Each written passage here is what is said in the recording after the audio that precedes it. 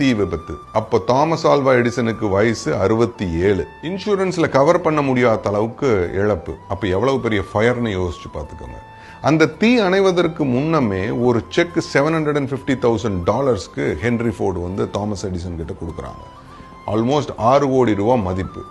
இன்னும் எவ்வளவு பணம் வேணும்னாலும் கேளுங்க, நான் இருக்கிறேன் அப்படின்னு சொல்லி ஒரு நோட் எழுதி வச்சிருந்தாங்க.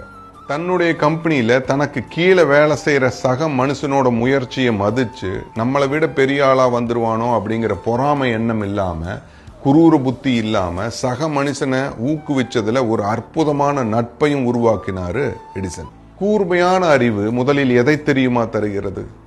பணிவை தருகிறது. ஒருவன் தெளிவாக விழிப்பாக இருப்பானாயின் அவனிடம் பணிவு வந்து சேர்ந்துவிடும். தான் பெரிய விஷயமே இல்லை, தன்னிலும் பெரிய விஷயங்கள் தன்னை சுற்றி இருக்கின்றன, தான் தூசிலும் தூசு என்பது உடனே புரிந்துவிடும். நீங்கள் தெளிவாகவும் விழிப்பாகவும் இருப்பின் பணிவாக இருப்பீர்கள். பணிவாக இருப்பின் சக மனிதன் மீது அன்புள்ளவர்களாக இருப்பீர்கள். அன்பு செலுத்துதல் என்றால் போய் ஒவ்வொரு மனிதராக கொஞ்சுவதல்ல. அன்பு செலுத்துதல் என்பது யாருக்கும் தீங்கு நினைக்காதிருத்தல், பொறாமைப்படாதிருத்தல், யாரையும் ஏமாற்றாதிருத்தல், கிடைத்தது போதும் என்று நிறைவாக இருத்தல்.